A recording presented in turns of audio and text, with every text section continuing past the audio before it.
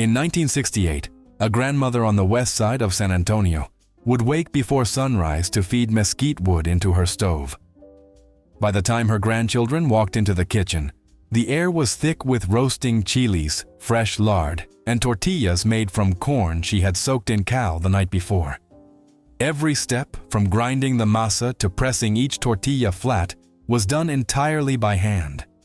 Not because she chose to, because that was how Mexican kitchens ran. Those rituals shaped entire families.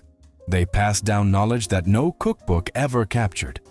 And one by one, most of them have quietly slipped away. So hit subscribe and settle in, because here are 20 famous Mexican food traditions that have faded into history. Number 20. Making tortillas by hand every day. There was a time when the sound of a tortilla hitting a hot comal was the clock of a Mexican household. Mornings, afternoons, evenings. Your grandmother did not buy a bag from the store. She mixed masa harina with warm water, pinched off a ball, pressed it flat between her palms or in a wooden tortilla press, and laid it on the comal until the edges browned and the surface puffed with steam. In the 1950s and 1960s, this happened in nearly every Mexican-American kitchen, from the Rio Grande Valley to East Los Angeles. The tortillas tasted different. They had a slightly gritty texture from fresh masa, a warmth that store-bought rounds never carried. By the 1980s, the big tortilla factories in Texas and California made them cheap and available on every grocery shelf. The handmade tradition did not vanish overnight. It just became something people saved for holidays instead of doing every single day. Number 19. Nixtamalization at home. Before there was masa harina in a paper bag, there was a clay pot on the stove filled with dried corn kernels and a handful of cal. Cal is calcium hydroxide, a powdery white mineral your abuela kept in a jar under the sink or sometimes in a coffee can by the back door. She would bring the corn and cal to a boil in water, stir it once or twice, then let the whole pot sit overnight. By morning, the tough outer hulls had softened and loosened, and the kernels had swelled into something almost translucent. She would rinse each one by hand in a big tub of water, rubbing the holes off between her fingers, sometimes with her daughters beside her doing the same, until the water ran clear. That wet corn, called nixtamal, then went to the metate, or to the local molino, the neighborhood grinding mill where a man with a stone grinder would turn it into fresh masa for a few centavos per kilo. The entire process from dry corn to usable dough took close to a full day, and the result tasted nothing like the instant kind. Fresh nixtamal masa had a deep, earthy flavor, almost sweet, with a texture that held together on the comal without cracking at the edges. In small towns across Jalisco, Oaxaca, and along the Texas border, families repeated this cycle every single week, well into the 1960s.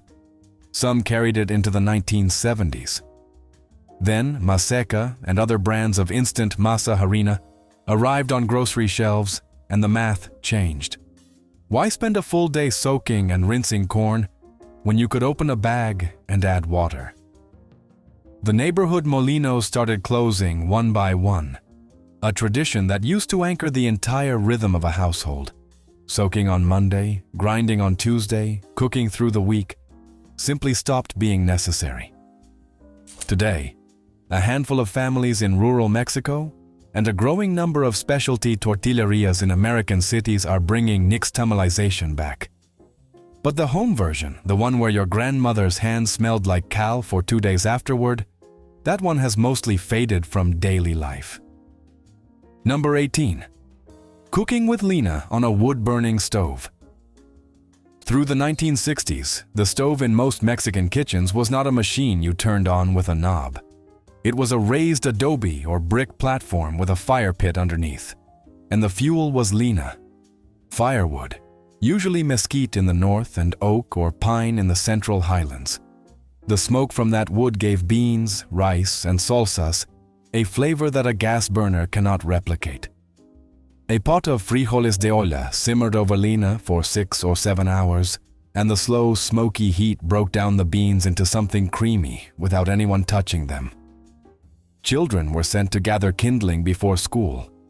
Fathers split logs on weekends. The whole household revolved around keeping that fire going.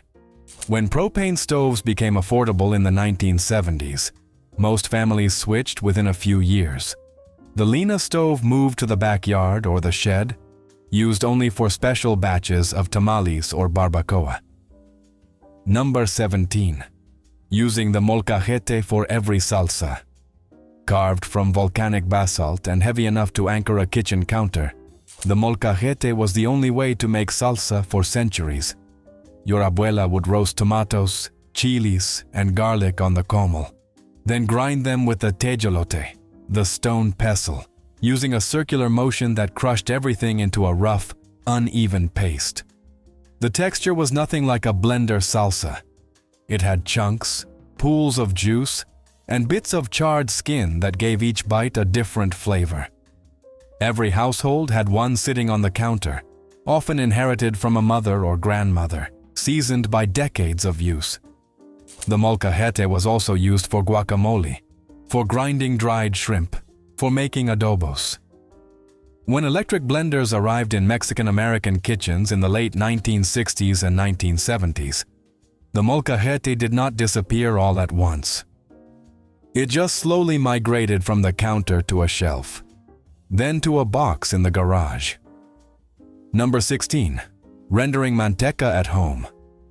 Home-rendered pork lard was the cooking fat of the Mexican kitchen long before vegetable oil ever appeared on a shelf.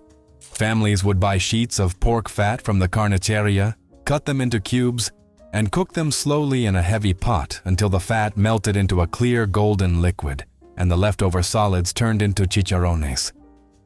That fresh manteca went into a clay jar or a metal can and was used for everything: beans, tamales, flour tortillas, refried frijoles, and some breads. It had a clean, slightly savory taste that Crisco never matched. By the 1980s and 1990s, health campaigns against saturated fat convinced most Mexican-American families to switch to vegetable shortening or corn oil. The manteca jar disappeared from the counter, and with it went a flavor that had defined 2 centuries of Mexican cooking. Number 15. Sun-drying chilies on the rooftop.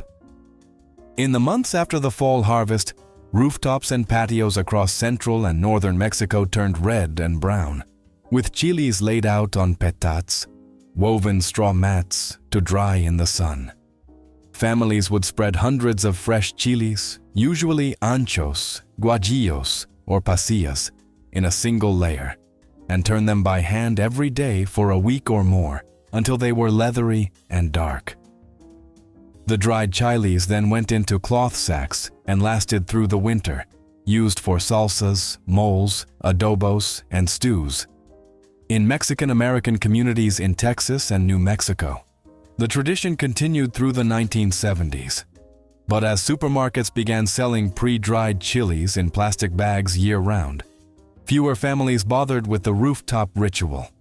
The chiles drying in the open air became a photograph of the past, and the dish that needed those chilies the most was about to change forever. Number 14. Making mole from scratch. If there was one dish that turned a Mexican kitchen into a factory for an entire day, it was mole. Not the paste from a jar, not the powder from a packet. The real thing, made from scratch, the way your bisabuela learned it from her mother. A proper mole negro or mole poblano could involve 30 or more ingredients. Dried chilies, 4 or 5 varieties, had to be stemmed, seeded, toasted on the comal until they blistered, then soaked in hot water.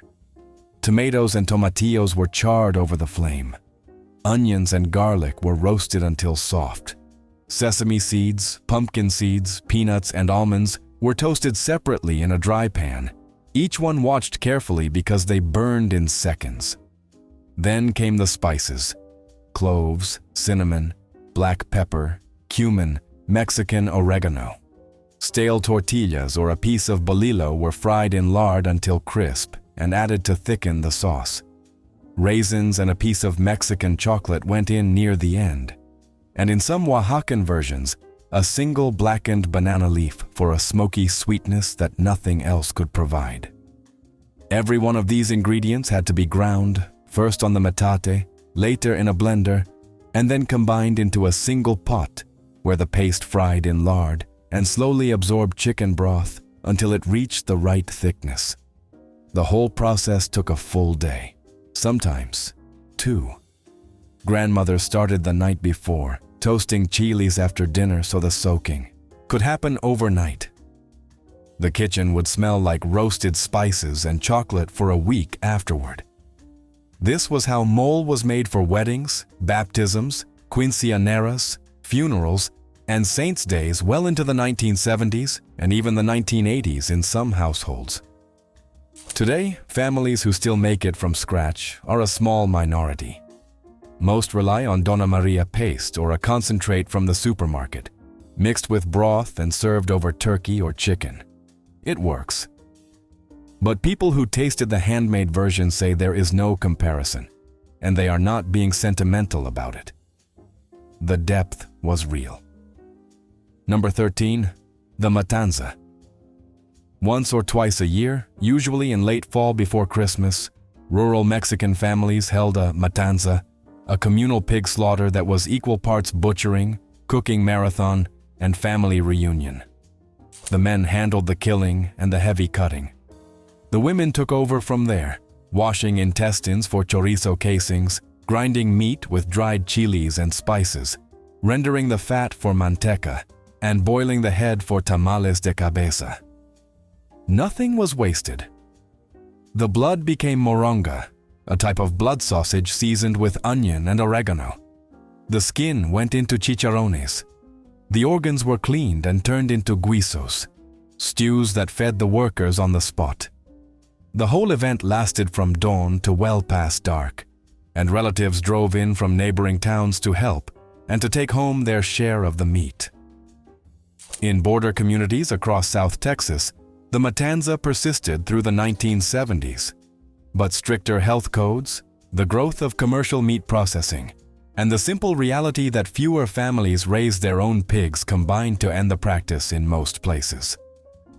Some ranching families in northern Mexico still hold one.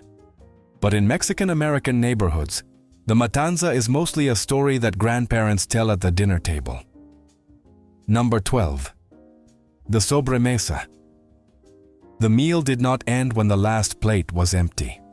It continued. The sobremesa was the time after eating when the family stayed at the table, drinking coffee, picking at leftovers, and talking. Nobody got up to check a phone. Nobody excused themselves to watch television. The table was the place, and you stayed there until the conversation ran out on its own, which sometimes took longer than the meal itself. Children listened to their parents and grandparents trade stories. Aunts and uncles argued about politics or recipes. The sobremesa was where family history got passed down, not in books or letters, but in repeated stories told over cooling cups of cafecito. It was standard in Mexican and Mexican-American homes through the 1970s and 1980s. Busier schedules, longer commutes, and the pull of screens slowly chipped away at it. Today the word sobremesa still exists, but the practice has shrunk to holiday dinners and Sunday lunches, if it happens at all. Number 11. Cafecito de olla. Before drip machines and single-serve pods, Mexican families made their coffee in a clay pot on the stove. The recipe was simple: coarsely ground dark roast coffee, a cone of piloncillo, a stick of canela, which is Mexican cinnamon, and water. Everything went into the olla together, came to a boil, and then simmered for a few minutes until the kitchen smelled like a sweet, spiced candle. You strained it through a cloth into a cup and drank it hot.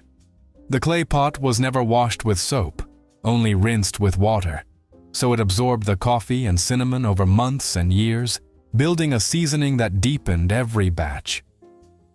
In the morning, before anything else happened, The olla went on the stove. Visitors were offered a cup before they were offered a chair. That ritual held through the 1970s and even into the 1990s in South Texas and rural Mexico. Drip coffee makers, instant coffee, and eventually chain coffee shops replaced it. If you ever tasted cafecito made this way, you already know nothing else comes close. Number 10. Cooking everything in ollas de barro. Clay pots were not decorative in a Mexican kitchen. They were the primary cookware. Beans simmered in them for hours. Rice was cooked in them. Moles, stews, and atoles were all made in ollas de barro because the clay distributed heat evenly and slowly, which meant flavors developed in a way that aluminum or stainless steel could not match.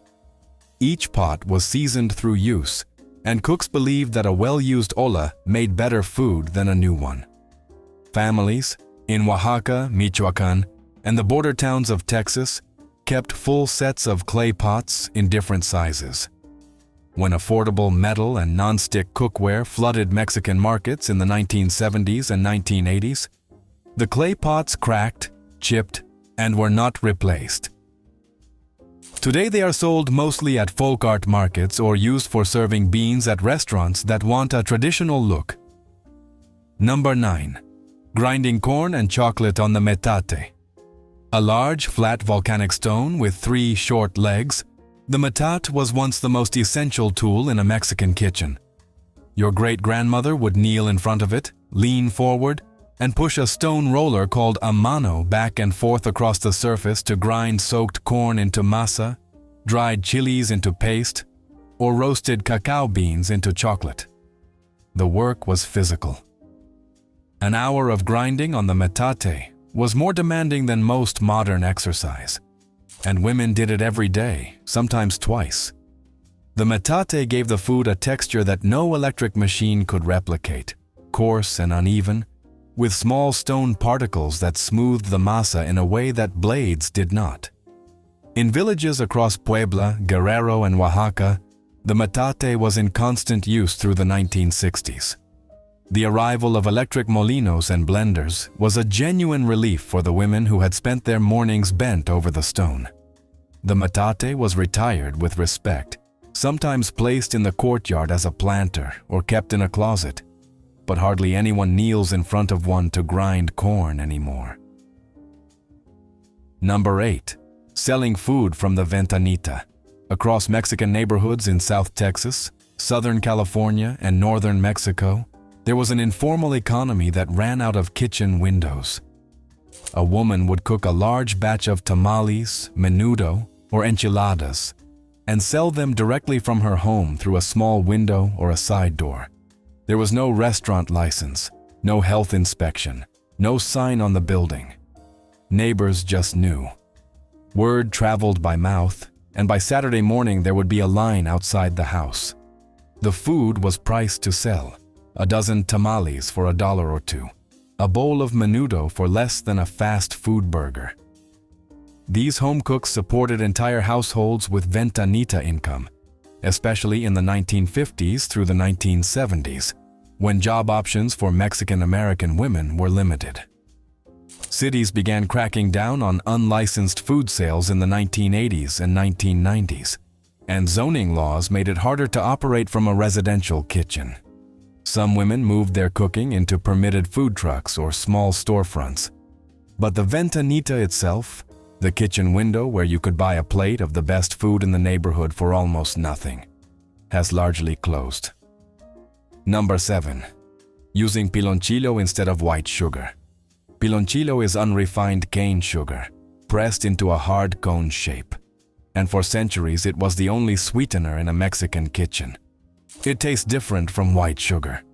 There is a deep caramel note, almost like molasses, with a slight smokiness that comes from the way the cane juice is boiled down in open copper kettles. Families grated it or chopped it with a knife and used it in coffee, in atole, in capirotada, in champorado, and in dozens of desserts and drinks. It dissolved slowly, which meant everything it sweetened had layers of flavor instead of a flat, sugary hit. By the 1970s, refined white sugar was cheaper and easier to measure. Piloncillo moved from the kitchen counter to a specialty aisle, and many younger cooks today have never handled one. You can still find the dark cones stacked on tables at Mexican markets, but in most Mexican-American kitchens, it has quietly been replaced.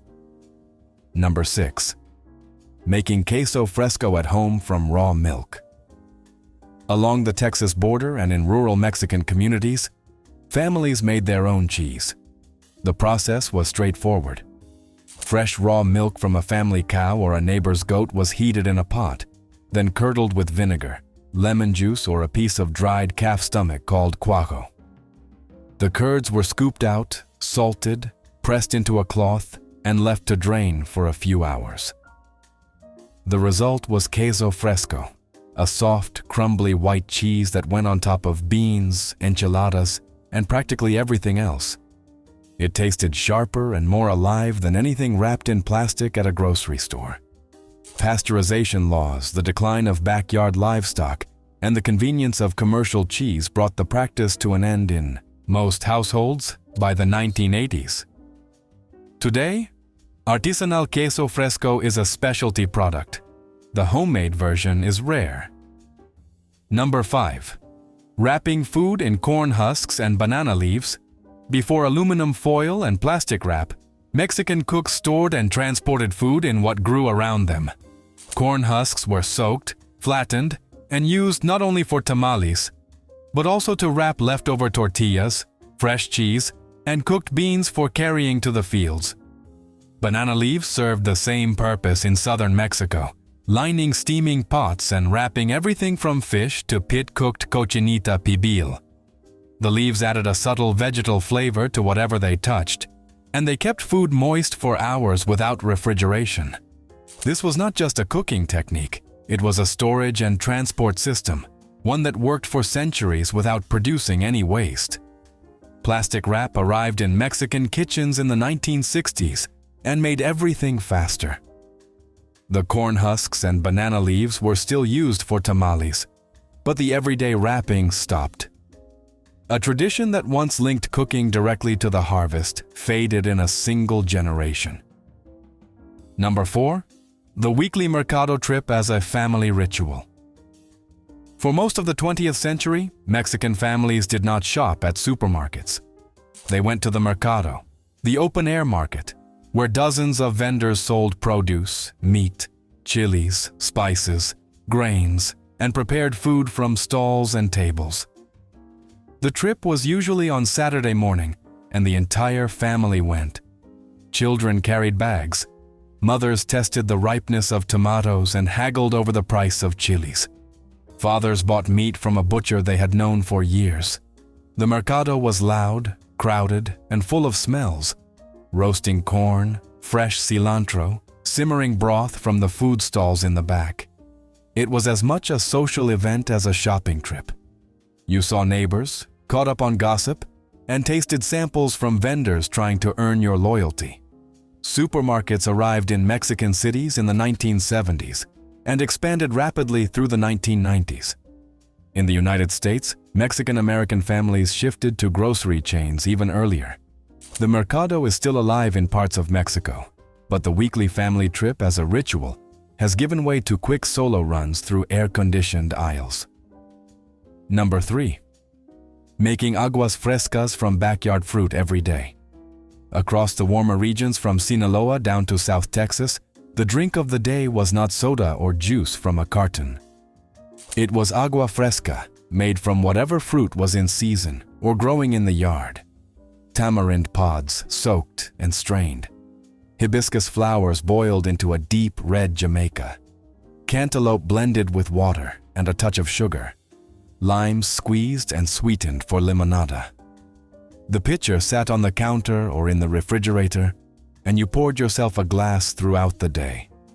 Families grew guayaba, limon, and tamarind trees specifically for this purpose.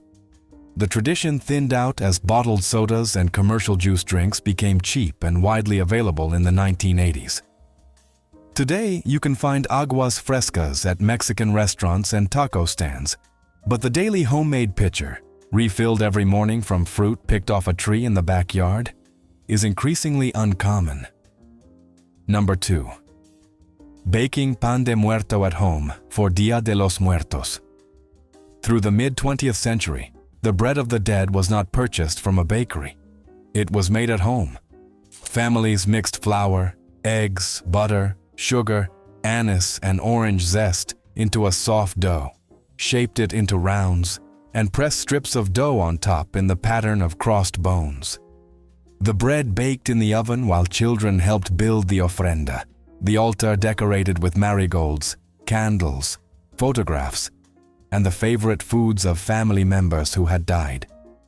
The pan de muerto was placed on the altar as an offering, then eaten by the family on the 1st and 2nd of November. The baking was part of the ritual. The smell of anise and orange filled the house and mixed with the scent of copal incense and cempasúchil petals.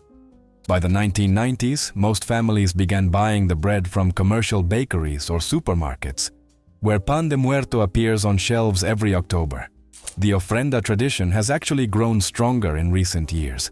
But the practice of baking the bread yourself at home, with children watching and helping shape the dough, has quietly receded. Number 1. The tamaleada.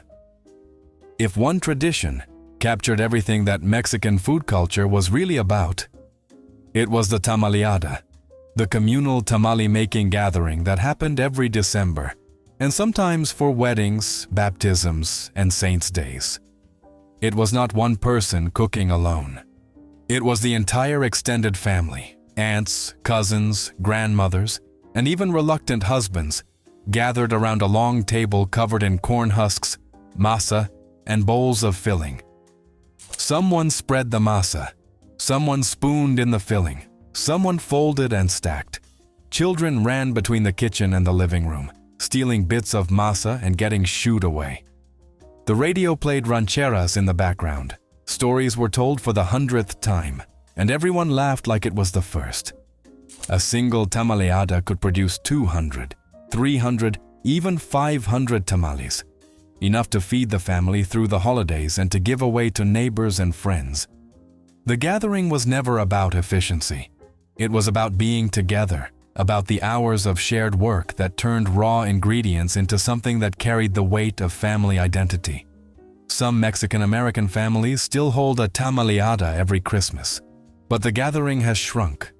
Fewer hands show up. Fewer stories get told at the table. Fewer tamales are made from scratch. The tradition has not disappeared entirely, but it has faded. And the people who remember what a full kitchen sounded like on those December afternoons will tell you that something important went quiet along with it. Those are 20 food traditions that shaped Mexican kitchens for generations. Some of them survive in a few homes. Some live only in memory now. If your family kept any of these traditions going, or if watching this brought one back, leave a comment and tell us which one still matters to you. Share this with someone who would understand. And if you have not subscribed yet, hit that button because we have more stories like this one on the way.